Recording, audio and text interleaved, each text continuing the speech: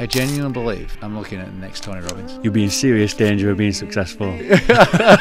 Globally recognised business coach James Burke is with you today on the podcast. Do you know Steve Jobs got fired from Apple? How do you get to be so bad that you get fired from your own company? Best-selling author, TV star on Amazon Prime's #1 business documentary, Business as Unusual. Racism. If billions of people thought it was a bad idea, why did it not change sooner? You captivate me at the moment. It's like the Freddie Mercury song, isn't it? I want it all, I want it now. Some things you can't have now. How can you master your life? And if you're going to master anything, make it be that. I've never said that on a podcast before, but... So whatever your biggest fear is right now, it's the smallest it's ever going to be. So the time to act is now. That's the rule.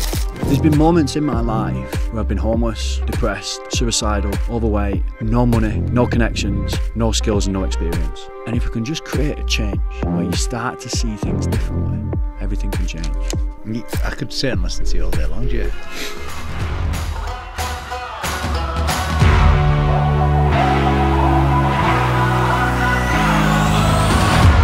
So life mastery, big subject, isn't it? Where do we start?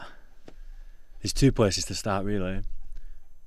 The order's less important than making sure you nail both of them. Number one is, what's been holding you back? What's number two?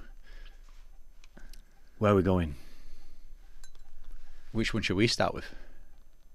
Let's start with what's been holding you back. Why do you start there for life mastery then? So like I said, those two are both important. Making sure that you know where you want to go and what's stopping you from getting there. You want to know both of those early on in the journey. Because if you know where you want to go, you've just made the process a hell of a lot easier. And then secondly, if you know what's holding you back, what's stopping you from getting there, it's a bit like, remember driving along, you're in the car and you realise, you ever done this where you realise you've got the handbrake like halfway, it's half on and there's just some resistance and you can feel the car's not going. Finally you realise, oh, handbrake's on. And you take it off and all of a sudden you go twice the speed with the same amount of effort. I have done that before, in a past life, because it's been a long time since I'd run them handbrakes. But that's the point, is when you can get clear on what's holding you back, you just lift the handbrake, you take the handbrake off. So have we all got anchors that are holding us back? I suppose we have. That's what I'm feeling right now. Yeah. There's something that's slowing me down. For sure, yeah. Baggage. Is that what baggage? Yeah, imagine watching someone walking through the airport. They've just took the luggage off the carousel and they got a bit confused, so they grabbed another bag and ended up with more bags than they actually entered the airport with. If you were watching them and they were struggling, they walked out of the airport, they walked straight past the trolleys. A couple of people asked them for help, they said no, and they just kept going with all this extra baggage. You'd be thinking, what are you doing? Why are you doing that? Put some of the baggage down. You'll go faster and it'll be so much easier. It's the same thing.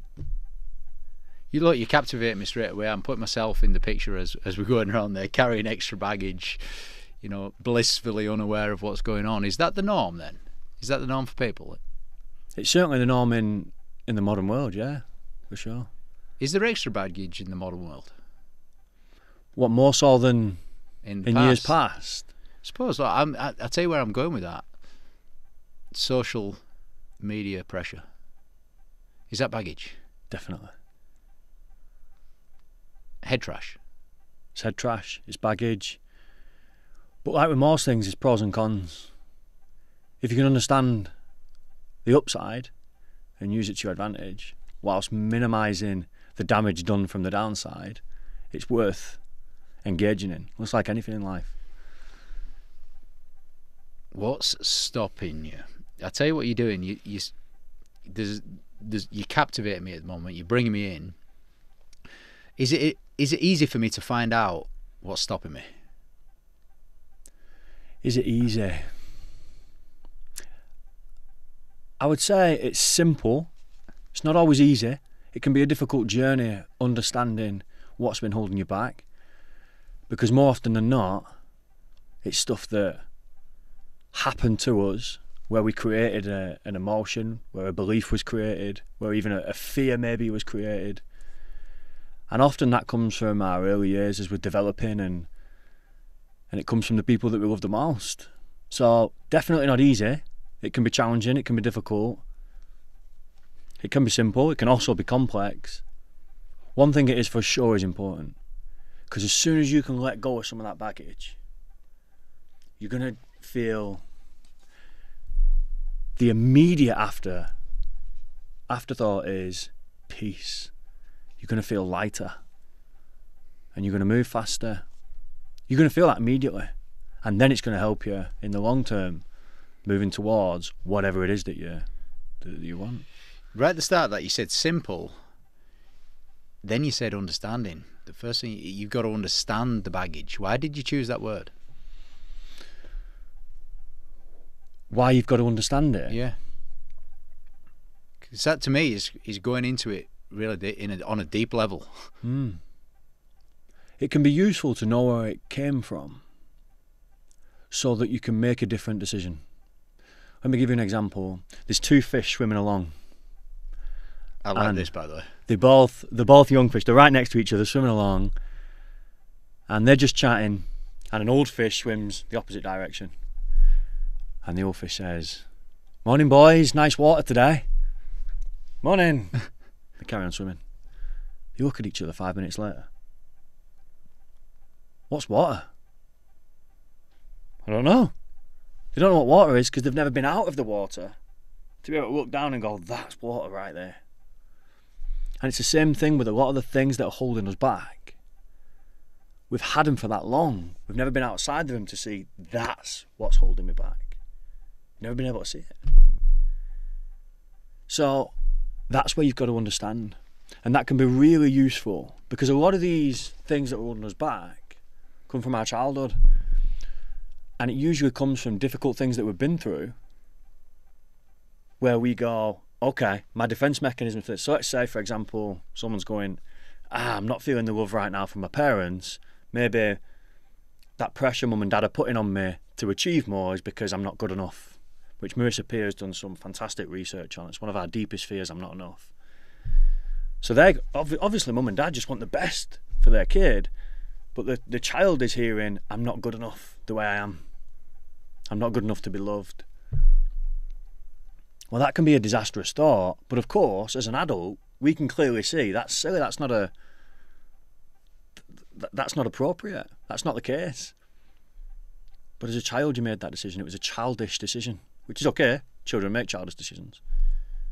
But then you carry that childish decision into adulthood, never knowing where it came from or why it came. You just think, I'm not enough, and then it can stick for life. You never came out of the water to see. That's where it was. And that's the process of understanding. That's why I use that word. Yeah, I love the analogy of the fish. I was thinking Nemo and Dory swimming along there, the kids. But it hit me in the heart, really, because I might not be aware of some of the things if I don't understand it in my life. I think I've had a pretty fortunate life, to be honest. You know, to move forward. I'm trying to put myself in the shoes there, but you got me. If you've never been out of it, you don't know any different. Mm-hmm. You know, the last thing you said was letting go. Why is that important?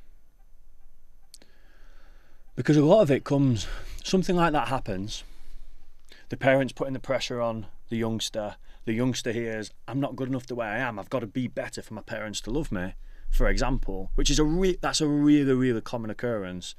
If you pay attention to rapid transformational therapy and Marissa Peer's studies, that is overwhelmingly common, just with a different scenario. It might not be the pressure at work, it might be with the schoolwork or whatever, it might be something else, it might be sports, it might be you're not tidy enough. The child hears, I'm not tidy enough, my parents won't love me unless I'm tidy. And then you see that behaviour develop over a lifetime, and people can develop OCD or whatever, because it's like, if I'm not tidy, I don't get love. And that's the one thing we're all conditioned to crave, is love. And there's a bunch of research done that suggests that that's because if we aren't loved and we're kicked out of the tribe 100,000 years ago, you don't survive on your own. You've got to be a part of that tribe to survive. So it's almost like a survival instinct. So when we tell ourselves that story, and it is just a story, that story can go on and define our whole life. So the reason I use the words let go is because that's the thing to let go of, the story. It sounds like, you know, when you understand it and you realise it and it's been holding you back, letting go sounds like it'd be an easy thing because you don't want it, yeah? Is it an easy thing? No. So that's counterintuitive. And it's also not an instant thing. So if you go and watch Tony Robbins, you go and watch I'm Not Your Guru on Netflix, and there's a couple of scenes where he has these interventions with people, and quite often he uses NLP, sometimes he uses rapid transformational therapy, or CBT, cognitive behavioural therapy, and you'll see him have these interventions, but it almost paints a picture that one conversation with Tony Robbins for 5 minutes and you change for life. False. Completely false. In fact, in that Netflix documentary, at the end of the documentary, they catch up with one of the guys they've had an intervention with, and actually she'd reversed her behaviour already. She was still at the retreat, she was still at the seminar. So it's not one conversation, you're going to hear this, you're going to do a self-audit, you're going to go on that journey of discovery and change for life. Next up comes, now you've got to work on it. So if we're saying you might have had some of your beliefs that you're unaware of right now for 4 decades, well, it took 4 decades to craft those beliefs and really solidify them and anchor them to the point to get to where you are today with that belief. So if you can undo that in 1 decade, well, you've done a good job. So I'm not saying it has to take 10 years. I'm just saying it's very rare that it's 1 5-minute conversation and you've changed a belief and a story that you've been telling yourself all your life. Tony Robbins is really famous for this. This is kind of what he does as well, yeah? He's into life mastery. Have you learned a lot from him? A lot, yeah. He's the best in the world at what he does, for sure. And is he the best or is he the most famous? Oh, I don't know. He's controversial, though, isn't he? Yeah, it probably is controversial and it's probably subjective, isn't it? Well, it depends on who you ask. Let's say this.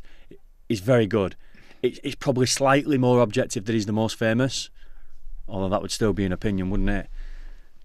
But he's very, very good at what he does. And one thing that he's done a great job of is he really started this, taking personal development mainstream. It's not there yet. I wish everybody on the planet was into personal development, but he certainly started that ball rolling. Yeah, I think he was in a movie called Shallow Hal, you know, and Jack Black, Hal, he was in a lift. He got stuck in a lift with Tony Robbins, of all people. The people that you want to get stuck in a lift with, you get stuck in the lift with Tony Robbins.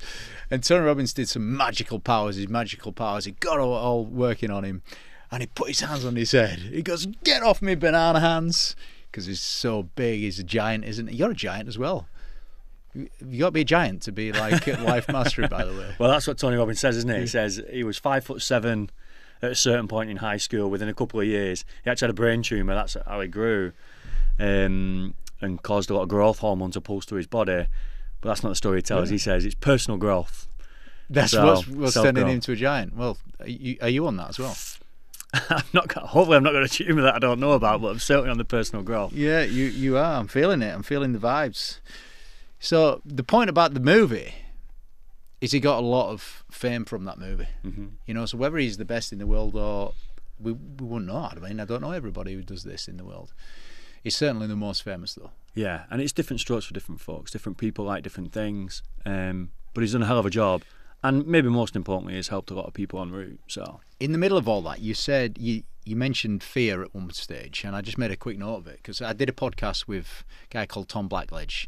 You know Tom as well, and it was just exceptional on fear, and the cave that you fear to enter holds the treasure you seek, he says, and it's irrefutable, that, isn't it?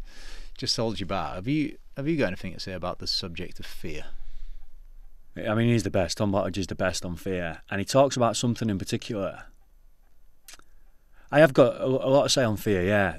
Number one, when you're getting clear on that thing that you want, when you're getting clear on the goal, a big part of that is unlocking what's been holding you back so you can get there quicker. And one of the key things that is usually holding people back is fear. It's one of the big ones.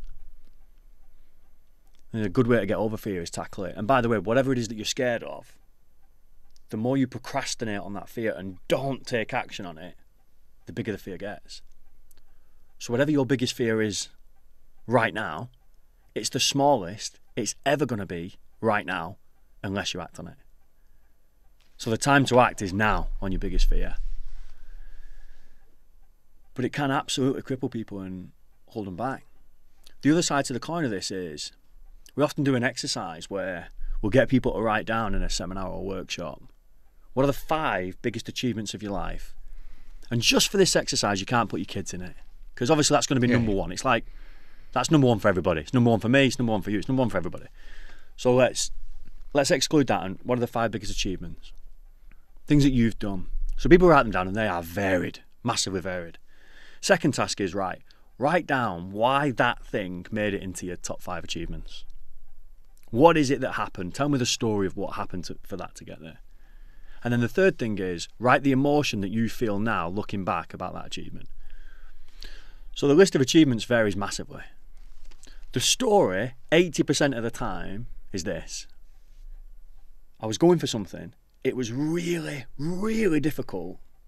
Whether that's difficult as in it was literally challenging, whether it was physically or mentally challenging, or whether it was difficult because I was so scared.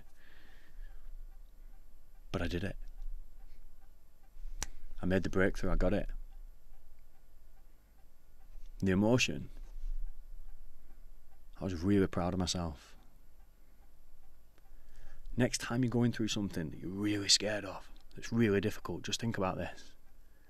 This thing that I've got to overcome and push through, even though it terrifies me, might just make it onto my top 5 achievements because I'm going through the fear.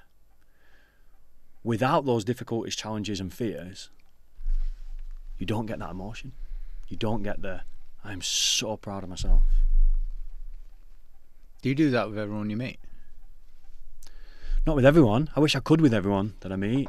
Certainly with the people that are ready, willing and wanting to go through that experience. How do you become ready and willing? What's the level of preparation? Because there's people listening right now that want to know what's going to make me ready. I think if you're probably listening to something like this, you're ready. You're ready. You're ready. So trust yourself. Trust yourself for sure, yeah. Go for it. Definitely. You know, when you said that your fear right now is the smallest it's ever going to be unless you confront it, that's what you said, yeah? It's the smallest it's ever going to be. If you avoid it, it gets bigger. Yep. And as you move toward it, it gets smaller. Yeah. The easiest time to tackle that fear is now, because it'll be bigger tomorrow and harder. Really powerful. Really powerful stuff. All right, so we've got, look, step number 1 is understand it. Understand what's stopping you. Be prepared to go in. And the 4 main parts to that, there's lots of micros to these macros, there's lots of subcategories. One of them is definitely fear. One of them is beliefs. When people have got limiting beliefs, and we have beliefs about everything. Absolutely everything. And some of our beliefs can just cripple us and hold us back. And that can be things like, I'm not good enough to do that, or I've never done this before. A limiting belief can even be, I'm comfortable where I am, because it limits you from going further forward. That's all a limited belief is, yeah. It's a belief that actually limits you from progressing forward in life, whatever area of life it might be. That's literally holding you back, yeah. An empowering belief is, I can do this, I'm capable. Is that the spectrum? Limiting belief, empowering belief? Well, there are other kinds of belief. Let's keep it simple. Let's keep it simpler. If we're going to super simplify it, yeah, they're 2 big ones. All right, well, go on then. Slightly complicated. What are the other types of belief? Well, there's probably beliefs that are quite neutral. Okay, yeah. There's beliefs that neither there. That's not a strong belief, though, isn't it? That's when the strength of the belief is weaker. Yeah, exactly, yeah. So is a limiting belief, that's strong, isn't it? A limiting belief is a strong belief, yeah. And an empowering belief is a strong belief. Mm-hmm. The neutral ones are probably slightly weaker, that's why it's probably neutral. Yep. You've not chose which side of the fence you're on. Is there a side of the fence, by the way? Is there a side of the fence? Well, I think it's better to have empowering beliefs, especially around whatever it is that you're going for. If you've got a goal, you don't want to attach loads of limiting beliefs to that goal. it's just going to anchor you. It's going to hold you down. If you've got empowering beliefs, if you can have faith. James, I already know you, and you're empowering me right now. I mean, I'm introspecting as you're talking here. So, I'm summarising here for the listeners. Number one, you got to understand what's stopping you. Number two, you got to be able to let go. And through that process, there's confronting fear, being aware of your emotions, being aware of your beliefs, the whole 5 success stories that you talked about. Well, the emotions are the third things. The third out of the 4 things is fear, beliefs, and emotions. And people's emotions can massively hold them back. Massively. Generally speaking, there are a couple of emotions, and they're different for everybody, but there are a couple of emotions where we tend to find our way home to. We have an emotional home. Just 2 or 3 emotions that we regularly go back to. That might be angry. You see some people driving, for example, and I'm thinking, definitely their emotional home. It might be happiness and joy. You meet some people and they're just the most beautiful people to be around. They're just constantly in joy. They've got that emotional home. Sometimes our emotions can really hold us back. And then the 4th thing is our thoughts. And these really, the thoughts underpin everything else, because your emotions come from your thoughts, your beliefs, thoughts, fears, thoughts. And most people, what they think about, their beliefs, their emotions and their fears are a complete accident. There's zero deliberation. If you ask people to write down what their emotional home is, what the 5 biggest fears are, what their limiting beliefs are, and what are the things that they think about that are really negative, that they think about most often, and then you said, how many of those are deliberate? How many of those did you decide you wanted to keep? It's very rare anyone would say 1. It's going to be 0. And the whole point is, when you can understand what's been holding you back. Well, actually, I think you've been holding on to them. Yeah, absolutely. You know, so that's what's resonated with me as you said it. I mean, the other thing about going home, you want to go home to a good place, yeah? Yeah. I was on our honeymoon. We went to Alaska for a week, and we got off the cruise ship, and they took us up this stream, and there was salmon in Alaska. You know, it's very famous, and the guide actually said to us, some of these fish here that you're looking at, some of these salmon, they're dying right now. They've come back to their home to die, and you know, but what they've been, they were born here. This is where they were born, on this stream, in that place, in that location. And they've had the journey of life, and they've swum around the oceans like 10,000 miles away they might have been, but they've come back home to their little safe place. So, you know, coming back home is what you said in the middle of all that. And I don't know why I've told the salmon story, but I get it. This fear, beliefs, emotions, thoughts, by accident. The Complete opposite accident. But the opposite of accident is deliberate, yeah? Mm-hmm. Plan it. Is that what you help people do? Plan. That's exactly it. Fears, beliefs, emotions, thoughts. That's how simple it is, yeah. Let's uncover the things that have been holding you back. Now, we don't want to spend too much time there. We don't want to keep revisiting the past, especially if there's pain there. Let's go back. Let's get clear on what was holding you back. It can be helpful to know where it came from, but it's not mandatory.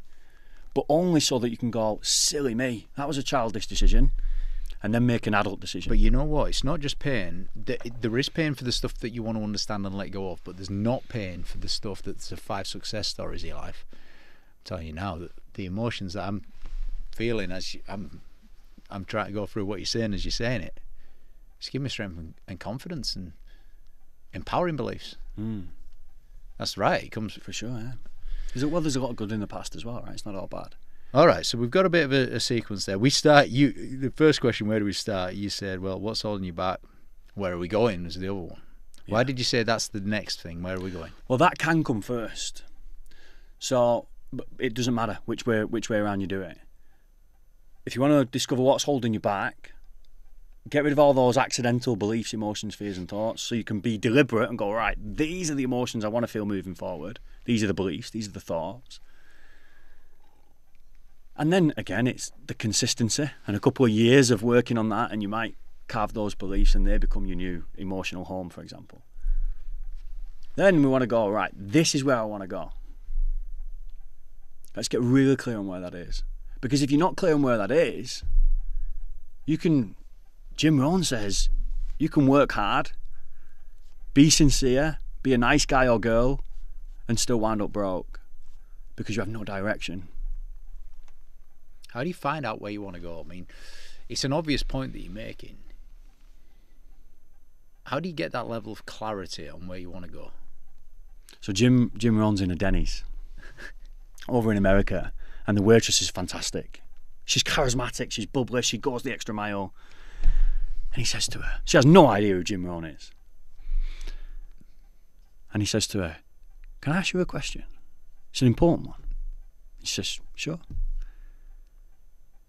He says, how much time are you spending each week working on the opportunity that will change the lives of your family and you? And she says, I'm sorry, sir, I don't know what that opportunity would be. And he says, well, that might just be the most important question anyone ever asks you. He says, let me ask you the second most important question anyone will ever ask. You don't know what the opportunity is, so you're not working on it. So then how much time each week are you spending looking for that opportunity? And she says, no, I'm not spending any time doing that. And he says, wow, how would you explain that to your family? I don't know what the opportunity is, and no, I'm not looking. The moral of the story is, spend a little bit of time. If you have no idea what it is that you want, spend a little bit of time every day, every week, consistently, trying to figure it out. Read the right books, watch the right videos, put the good stuff in here, and just spend some time. If it takes you a year trying to figure out what you want to do, it's a year well spent. What's the alternative? Rat race. Helping someone else do their dreams. Are you the next Jim Rohn? This story was amazing, man. You know, how much time are you spending on that major opportunity that's going to change your and your family's life, you said? And if you don't know that, how much time are you spending looking for that opportunity? Whoa, that's a big tap on the shoulder, isn't it? Is that where he says, sell your TV afterwards? he does say that. It's going to help you move towards the goal, right? He asked the question, how much was your TV? How much does a TV cost? And then someone says, I don't know, $500. It's American, yeah? He goes, nah. TV costs you about £500,000 a year. Yeah, someone with your talent and your skills. Yeah. Give it away. Go and give your TV away. Watch what happens. Good old Jim Rohn. All right, so know where you're going. That's time. Think. Read the books. What books should you read for inspiration on where you're going? Have you got recommendations there? Jim Rohn's got a good book on that. One of the best one of the best chapters on goal setting on the planet is in the 7 Strategies of Wealth and Happiness. Chapter's called Goals. It's actually called Unleash the Power of Goals. I mean, how good is that title? Unleash the Power of Goals. Literally, I'm getting passionate now, just like you, bro. So all the best books in the world have got a title that tells you exactly what's in the book and gets you excited about it. Well, you will be in serious danger of having more clarity than you have ever had in your life about the most important goals in your life and your own future. So it does come with a warning, that chapter. Absolutely, yeah. Unleash the Power of Goals. You reminded me of it as you said it. You'll be in serious danger of being successful. You can play with that one all day long, can't you? You can play. All right, so look, where do we start life mastery? What's stopping you? Where are you going? I think we've unpicked. Where do we go next? Well, when you get clear on where you want to go, something special has just happened. If you look at some of the biggest moments in history, if you think about, let's put it this way, racism. How many people thought racism was an absolutely awful thing back in the 60s during the civil rights movement in America. Billions around the globe. Billions of people thought it was awful, horrific. Because we're all loving, caring people. Yeah, deep down, yeah, absolutely. That's where you was talking before about go home. That's home. Love. Peace, love, tranquility. That's the real home for all of us. There's no baby born into this world without that. They're just born with love, born peaceful. So, if that's the case, billions of people thought racism was a bad idea. And the same thing with slavery. A few decades earlier, again over in the States, billions, such a high percentage of the planet's population thought slavery. Surely that's not right. And there's instances that we can see of that in the world right now, when we see things going on globally, when there's wars and people invading other countries. That's not right. But look at those two big examples, two of the biggest moments, certainly in American history, which then affected the whole globe. If billions of people thought it was a bad idea, why did it not change sooner? And more to the point, what's the name that you think about when you say the civil rights movement? I've asked that to thousands of people in seminars, and the same name comes up every time. Martin Luther King. Slavery, Abraham Lincoln. What's the difference between MLK and Abe Lincoln and the billions of people that thought it was a bad idea? They made a decision. This ends now, on my watch. That decision is the defining moment. When you get really clear on what it is that you want, and you go, this ends, or this happens on my watch, that was your defining moment. Even more so than the actual achievement of the thing that you decided on. Own it. That is an empowering belief. That is a strong belief, yeah? That is definitely the polar opposite of the limiting. Own it. Take charge. You're in charge. So is the next thing making a decision? Well, that goal that you've decided on is the decision. Now, the important thing is that you're not trying to do too many things at once. Distractions. Distractions. You know, Steve Jobs got fired from Apple the first time around. Got fired. He owned the company and got fired. How'd you get to be so bad that you get fired from your own company? The small business owners watching this right now thinking, how'd you get fired from your own business? And I'm sure there's a lot of people who work for someone else thinking, I wish the business owner would get fired. But yeah, Steve got fired from his... You know why he got fired? Why he got fired actually comes the next part of the story. Where did he go next? Well, he owned Pixar. Now, Pixar were pre-revenue. They hadn't released the first movie yet. So he got fired from Apple, went over to Pixar just to keep himself busy more than anything. But everybody, really different environment at Pixar. They didn't have lots going on like they did at Apple. They had one thing going on, building and creating Toy Story. So the chief marketing officer at Pixar was focused on Toy Story. Chief finance officer, Toy Story. That was his main focus. The animators, Toy Story. Chief ops officer, Toy Story. Steve Jobs, Toy Story. Everybody in the business was focused on one thing. Toy Story was a massive success. Isn't that interesting? So now it's like, right, that's been done. What's the next focus? Bug's Life. Everybody focused. Another massive success. Next focus, Toy Story 2. Everybody focused, massive success. He ended up selling Pixar to Disney, where he made a lot of money, and then focused on one more thing. Next, NEXT. Something that he built that he knew Apple needed because it would appeal to business customers and people in the education game. So he built Next as a business, went back and said, listen, I've got this product. Tried selling it to Apple and they loved it. He knew they'd love it because he knew it's the one thing that they were lacking. And he said, how much do you want for it? He named his price on one condition. I come back as the CEO. And he did. Within 6 months, when he started back at Apple, they'd gone from having 116 products to 11. He'd learned the power of focus. What was his next toy story at Apple? It was the iPod. Then, 2 years later, iPhone. 2 years later, iPad. Massive success after massive success because he was focused on one thing at a time.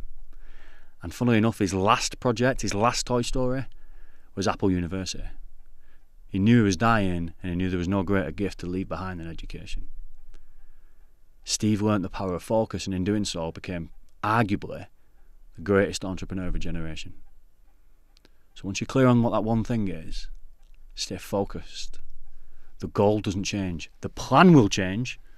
Famous philosopher called Mike Tyson said, most plans don't survive first contact. Everyone's got a plan until they get punched on the nose. So the plan's going to change over and over and over and over again. You're going to course correct all the way to the goal. But the goal doesn't change. Set the goal and stay focused. Set the goal, stay focused, make a plan, and then work on the plan. Because distraction's going to come, right? How do you manage distractions?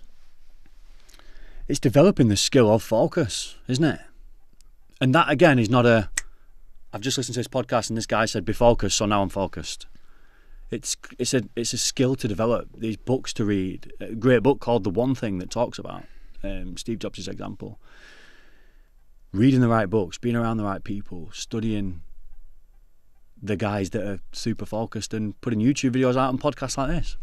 Yeah, look, I've done a lot of the reading on this as well, and one thing that's survived decades of research and recommendations for getting focus is selective attention. Develop selective attention. Understand everything that's coming at you, and be able to delete, grab this one and act on it. You've got to be able to select from all of the stimuli that's coming at you the most relevant ones that you use and stay, as you stay focused. So managing that amount of information is a real skill to me. Mm-hmm. And the skill is selective attention. And the only thing that's required to develop skill, only things, time, effort and focus. Mm-hmm. You can develop skill in any area, selective attention included. You got an opinion on developing skill? Your skill of focus in particular? Well, like with any skill, whatever the skill is, build competence. And how do you build competence is practice, but good practice. What's the difference between good and bad? Good practice is deliberate practice. I could just play football casually all day, every day, and not get that much better. But if I have deliberate practice, taking free kicks and aiming for the top right corner, bending the ball around the wall to the right-hand side, I'm going to get better at that one thing. I'm going to get even better if I have a great coach. I'm going to get even better still if I record it and watch myself back and study my techniques. So there's a lot of things that you can do to develop skill and competence. And a lot of that comes with practice and deliberate practice and the little things that you can add on, the right people around you and read it and studying the right things as well. And the beautiful thing is when you develop competence, it breeds confidence. When you're getting technically better and you're getting mentally stronger and more confident, you're going to get much better at the skill that it is you're trying to develop, including focus. And including self-worth and self-esteem and self-efficacy and self-belief. And it all circles back to what I'd said around most people's skill set in terms of being focused or anything right now is accidental. It takes that deliberation, stopping, looking and going, what's holding me back? Well, one of the skills that might be holding me back is I've got a lack of focus. So it's being deliberate enough to go, okay, I've done the audit, focus is holding me back. I'm going to be more focused moving forward and this is what I'm going to do about it. When you can learn to be deliberate and stop waking up like everything's an accident, the game's going to change. Great teacher of my time. He was a professor. He was one of my mentors for a period. Professor Jim McKenna. He said this is how you develop focus. It's all about the reps. It's all about the reps. And he grabbed my attention with that power statement straight away. It's all about the reps, James. In any walk of life, it's just about the repetitions. You know, you've got to focus. You're much better at learning how to do it. Just do 5 minutes. Just do 5 minutes and then have a break for 15 or 20 minutes. Because when you have a break, you'll be in comfort mode. You'll be in casual mode. Do anything you want. Have a cup of tea, have a cup of coffee. During them 5 minutes, though, you stay focused. Here's your challenge. And build it up. You know, let the 5 minutes turn to 10. Let the 10 minutes turn to 15. And by the way, James, you'll never get more than 52 because 52 minutes is the most that your mind can focus for on that. And he resonated with me on all that because he spoke so eloquently. And that was, I've just said all of that. That was a conversation in his little tiny office in Carnegie in Leeds 15, 16 years ago. And start small. What do you reckon? Completely, yeah. It's progressive overload. Start small and then build slowly and go from there. That's one of the characteristics and traits of the world we live in today is we want everything, we want it now. Amazon, biggest and one of the best businesses in the world. Yeah. Because they give us everything now. Easy to buy, master it, swipe, done, it's here tomorrow, I don't have to do anything. And like I said right at the beginning of the session, almost everything has a pro and a con. The pro is it's here tomorrow, it's easy, it's instant. And if you're a Prime member, it's free. The con is we get used to wanting stuff. I want it, it's like the Freddie Mercury song, isn't it? I want it all, I want it now. Some things you can't have now. Some things it takes a few decades of developing skill, competency, and adding to that progressive overload to get what you want. You're making me sing that song, by the way. I want it all, I want it now. Everyone's singing it. Everyone's singing it right now. All right, so we've made a decision, we've set a goal, we've developed a level of focus, and we've got this ambition and this fire inside. And, you know, we're focusing more. What do we do next? So, next it's moving towards that goal. You've made the decision. You've let go of the anchors, the things that are holding you back. You've wrote the plan and you're working on the plan rather than getting distracted with all the stuff, because there's always stuff for everybody. Next up is pretty simple. It's persistence. There are going to be challenges. There are going to be things that come and test you. There's a great book on this called The Alchemist, and it's a fable written by Paulo Coelho. And he tells the story of a shepherd who decides what he wants.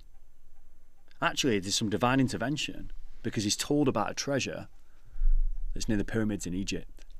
Written thousands of, or based thousands of years ago, not written thousands of years ago, where you couldn't just hop on an EasyJet flight and get over to Egypt the same day. So this is like a massive task for this young shepherd to get from where he is in Spain, southern Spain, over to Morocco, over to the north of Africa, and then whoosh, travel east over to the pyramids. Massive task for a shepherd that doesn't know anything about travel. And right at the beginning of the journey, once he's decided, I'm going to go for the treasure, he has that defining moment. He's made the decision. This is going to happen on my watch. This is going to happen on my watch, and it's going to happen now. First thing he thinks, ooh, what's holding me back? The sheep. What am I going to do with the sheep? Got to sell the sheep. That's a big task. Not many people in the sheep market. And he thinks, right, and then I've got to get over to the water. I've got to get to the south coast of the sea. How am I going to get over the sea? I've no idea how I'm going to do that. Straight away, solutions to all three things. Finds a buyer for the sheep really quickly. They pay him over the odds enough to get a ship over to Africa, over to North Africa. Call that success accelerators. And the moral of the story in The Alchemist is those little success accelerators you get, and they're just there to tell you you're on the right path. Keep going. Take strength from them. Take massive strength from them. And as soon as the success accelerators stop, the challenges start. And he starts off with these small challenges. Some money gets stolen from him, so on and so forth. And the challenges build and build and build. And he gets through them, and he keeps going through them. And then right at the end, just as is at the moment where he's about to find the treasure, two people come and assault him because they want to know where the treasure is. And they beat him within an inch of his life. And he knows in that moment he's got a decision to make. Do I tell him where the treasure is and save my life but lose the treasure? Or do I push through and keep going 3 feet from gold? And he decides to push through. And in that moment that he decided to push through, they stopped and gave up. That's how it works for most people. If you can be persistent, most people will quit. And there's two things working there in this story of The Alchemist. Number one is it's the universe guiding you, right? The book is written so that the universe is guiding you on this journey. It gives you success accelerators at the beginning. And then what's the purpose of the test? The purpose of the accelerators is you're on the right path. What's the purpose of the challenges? Test how much you want it. How much do you really want this treasure? Because if it was easier to get and you didn't really want it, it would be impossible to get because everyone would be able to get it and therefore no one would have the treasure. How much do you want it? And then why does the biggest challenge come at the end? Just to double check how much you want it. But here's where and it's like, what a cruel universe. You make it so difficult to get and you put the biggest challenge right at the end. What a cruel universe. But actually, in the story, the universe is giving you a gift by putting the biggest challenge at the end because it's like, I've not been through all this stuff to only come this far. I didn't come this far to only get this far. So right at that moment, that's going to be in the back of your head is, if I just give up now, I've done all this for nothing. So get clear on what you want, understand what's holding you back, work the plan, and persist. I could sit and listen to you all day long, Jay. You know, and that last little bit, do you give up? 3 feet from gold? The answer's got to be no. For every listener right now, you keep going. You find the strength and will inside and you keep going. Because most of us won't. No. And you've no idea how close you are to that dream. Sometimes it can feel so far away, but you might just be one phone call, one email, one sales meeting away from getting that dream thing that you've always wanted. Who's the best person that you've seen speak that you know on chasing the dream, making the dream happen, going for it? Sir Ranulph Fiennes. The best. This guy, when most people are thinking of retiring in the 60s, he's breaking world records, climbing Mount Everest, oldest guy to do it. He's trotting around the globe. He's going down the Nile on a hovercraft. And when he's telling his story, when Ranulph's speaking, everybody in that audience is gripped. You can hear a pin drop. People are hanging on every word. And he's talking about these stories of persistence. You know, when he's doing his journey around the polar cap, so he went around the world, not along the equator like most people do that challenge. He did it through the polar caps, North and South Pole. No one had ever done it. First person to ever do it. And he's telling the story, and he ends up in the Antarctica for 8 months, no sunlight, living in a cardboard box. How'd you do that? And you're sitting there thinking, if this guy can do what he's done, I'm damn sure that I can make 100 phone calls or whatever it is that I need to do today. He inspires you to do that. I've heard him speak, and he said something really powerful, which is part of your earlier point. He had these rules for one of his, because he's the world's greatest living explorer, yeah? And he had this rule, and it was this: never pay anyone any money, any time. That's the rule. It can never be broken in this business. How can you have a business that does that? How do you achieve that dream with that? It's simple. We get everyone else to pay for everything else. Mm-hmm. But that level of conviction and buy-in and commitment to that goal, it was black and white. It was like literally black and white. these are the rules. Yeah. And to me, that's why he achieved his dream, and it was unshakable, that level of commitment that he has to do it. Yeah, I'm just going there. It's just, there's no doubt. There's no, what if we don't get this to work? It's actually a really good analogy for getting towards your goal. Especially the expeditions that he's done where he's trying to get from point A to point B. Yeah. Because if you're at point A, so let's say Rand starts in Southampton and he wants to go around the world and finish up on the North Pole. He didn't. He actually went back to the starting point. But if he wants to go from Southampton through the South Pole, round the other side of the globe and finish on the North Pole, as long as you keep moving forwards, anyone can do that. Anybody can go from there round and up. But it's just having the mental strength to keep going. And whatever your goal is, if you're at point A now, just where you are in life, and you're like, right, I want to get to point B, the only thing that will stop you getting there is if you give up. Ranulph Fiennes came, you know, there was massive obstacles and hurdles that he overcame. But when he got to each obstacle and hurdle, he didn't think, can I make it through this? It's just, well, we've got to go through this, round this, over this. We've got to do something to get to point B. It's just, we've just got to keep going. We've just got to get there. And if you can think of it like that, sometimes you've just got to take the steps and keep moving forward. And action leads to information. So even if you don't know what the next step should be, if you do something, it's going to give you information about whether you're on the right track or not. You can go, think about this, from LA to New York, it's a few thousand miles. A few thousand miles. That's a big trip. That's almost the distance from New York to London. That's how big that country is. But you can drive from LA to New York. If there was a blackout for a few days, a complete blackout, like a solar eclipse, and it lasted days instead of a few minutes, you can go from LA to New York without ever seeing, it's pitch black, so the only thing you've got is the headlights on your car. And you can drive from there to there, and you can only ever see 200 yards in front of you.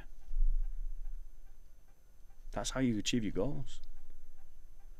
You don't need to know exactly how to get there. You just need to take care of the next 200 yards. Action leads to information. It's inspirational, actually. It elicits a sense of motivation and belief in where you're going. You know that's where you're going. You've only got to see the next 200 yards. It's a confidence booster. Got some quick questions for you. Important ones. What's the best book you've ever read? Oh, it depends on the subject and the time of life. I think the classics are up there. Like I said earlier, the classics have all got it in the name. 7 Habits of Highly Effective People by Stephen Covey. 7 Strategies for Wealth and Happiness by Jim Rohn. The one that's impacted my life the most, Think and Grow Rich. Why? It's actually a manual. It's almost like a manual if you know what you want. If you don't know what you want, find out what it is that you want, then read Think and Grow Rich. But if you know what it is that you want, it will literally give you every obstacle that you might come across and the solution to that obstacle. It's the perfect book for going helping you achieve your dreams. Achieve your dreams, Think and Grow Rich, 7 Habits. You can have all 3, actually. So what parts of your life are you thinking 7 Habits is for? 7 Habits is, I mean, that's a good one for goal setting. Start with the end in mind. So the first habit is be proactive. And what that means really is be proactive with your thought. Stop being reactive, i.e. what I'd said earlier about stop living life like it's an accident. Be deliberate. Take control of your life, your thoughts, etc. Habit 2, start with the end in mind. I.e. what's the goal, where am I trying to go to? Instead of just doing loads of stuff, instead of leaving your house today and going, right, I've got loads of stuff to do. No, start with the end in mind. And then habit 3, put first things first. I.e. if that's where I want to go, what do I need to do now? What's the next 200 yards I need to take to get there? It's an incredible book for also assisting with moving towards your goals. And then the other habits are all centered around how to leverage people and relationships to help you get there. which obviously is a big one. Who, not how. You're not going to do this alone. Whatever your goal is, you're not getting there alone. Really good point. And what about 7 strategies then? What's the reason to read that one? The goal setting That's Jim chapter Rohn, in that book is just phenomenal. That really is. That chapter will give you a breakdown exactly how to set goals. Now, it won't necessarily help you too much with the big one, but you will certainly get a bunch of things, and it will give you some direction and focus and help you get clear on what it is that you want. Whether that's who you want to be, what you want to do, what you want to have, or what you want to give. Because that can be a big one as well. That's where true fulfillment comes from, is what we give, not what we get. What's your favourite movie? Oh, Great Showman. Why did you choose that? The Greatest Showman. Well, it's centred heavily around that, isn't it? It's centred very, very heavily around P.T. Barnum having a dream, coming from nothing. Like I said earlier about the top 5 achievements. He goes, this is what I want. And then he struggles and struggles and struggles and finally gets there. And then right at the end of the movie, he realises the most important thing is actually these people right around me. It's love. When I'm in the car with the kids, they've got one of the songs each on the thing. Is I've got 3 kids, so they've all got a song. Put my song on. Put my song on. Yeah, it gets the sort of hairs standing up on your arms, doesn't it? Oh, the songs are brilliant. The lyrics in the song, "In a Million Dreams." Think about this. If I can help contribute to a world that works in this way, lyrics to the song is, every night I lie in bed, the brightest colours fill my head, a million dreams are keeping me awake. The reality is there's a lot of people out there where their nightmares and fears are keeping them awake. So if we can just play a little bit of a contribution to encouraging people to let the dreams keep them awake, what a world. That other song, From Now On, I mean, that is like, boom, from now on. Like, I've made a decision here. That's the decision made. This is going to happen. I mean, amazing songs. What's your favourite song? You choose. What's your favourite song? Yeah, you choose. What's your favourite holiday? Favourite holiday, Palma. Sentimental reasons, my daughter, we spent 3 months there when my daughter was born. It's a gem, actually, Palma. The rest of Mallorca is very British holiday, that's kind of beach, lilacs, etc. Palma is stunning. It's such a cultural city, and we've obviously got massive sentimental and emotional attachment to it because of that, because we spent so long there. Palma's right up there. If you could have one superpower, what would it be? Being able to plant seeds. You've seen the film Inception, where Leonardo DiCaprio and his team plant a seed in this business tycoon's mind, or the son of a business tycoon's mind, and that idea grows. That would be the superpower I'd choose. Dude, you've got that superpower. You've planted seeds in my mind today. That's what you do. You've got that superpower. You've already got it. There you go. I've never said that on a podcast before, but you've definitely got that one. You've got it. That's what you do. You plant seeds and good things grow. Early bird or night owl? Early bird, definitely. How early? 4:30. You are a disciplinarian, yeah? Past 9 o'clock, and I'm starting to get really tired. So 9 o'clock at night, that is. Yep. Yeah. Yeah. Bedtime's 9 p.m. Bedtime's 9 p.m. I'm up at 4:30. What do you do at that time? Morning routine.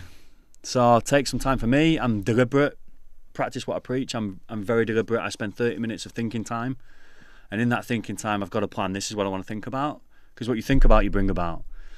So the things you think about most often and what you think about them, they start showing up in your life. So I spend 30 minutes being deliberate about that. I meditate every day. That is just a massive game changer.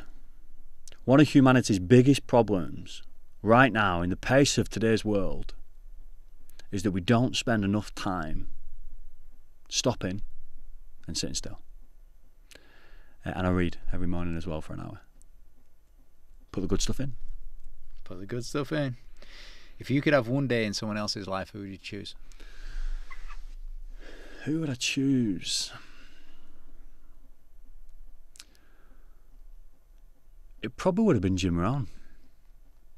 It probably would have been Jim Rohn. And same answer for the question when people ask who would you have dinner with. Just a tip from him. Well, at a dinner table, you'd have 5 people, aren't you? Well, Ali would be the second one. Muhammad Ali. They're my two idols, Jim Rohn and Muhammad Ali, for different points in my life. Right. So back when I was heavily involved in sports, big boxer, it was Ali. It was my hero, not just for what he did in the ring, but what he did out of it. Played a big part in the civil rights movement as well. And Jim Rohn for the stage of life that I'm at now. Personal development is the godfather. In my opinion, is the best there is. But of course, that's completely subjective. So yeah, it is. Well, you're allowed your opinion, and so is everybody on here. Vote on whatever station you're watching on it. Tell us who your idol is. All right. So 3 biggest trusted advisors in your life. Well, Jim Rohn would be one. Although I never had a chance to meet him, he would definitely be one. My coaches. So I've always had coaches, always will have coaches, and coaches for various things. I've had public speaking coaches that have helped me tremendously, business coaches, mindset coaches. So my coaches are definitely another. What would you say to someone about getting a mentor and getting a coach? It's when I said everything's got pros and cons.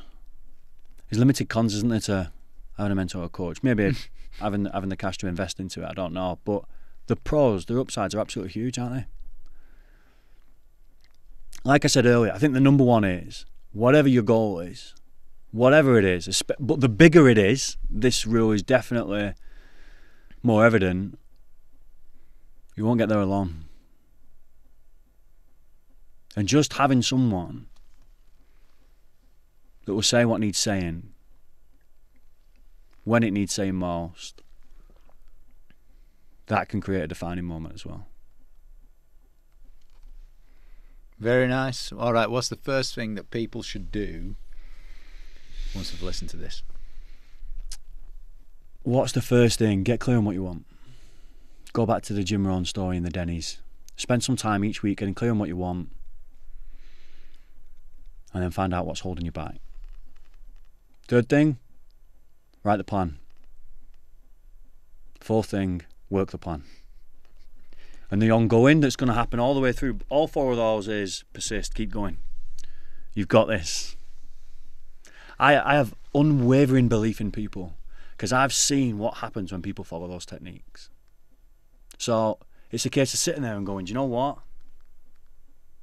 I am not settling for more of the same in this next year. And making now the moment where you inspire massive new changes in your life and make it stick. There you go. You've had it here today. You've got the plan now. You've got it. Do that. What's my favourite moment from this? The storytelling, the things that you shared. Do you know what my favourite moment is?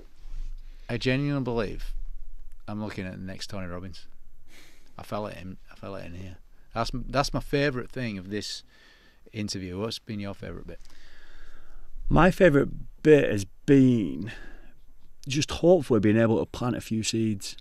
And there's been moments in my life where I've been homeless, depressed, suicidal, overweight, no money, no connections, no skills and no experience.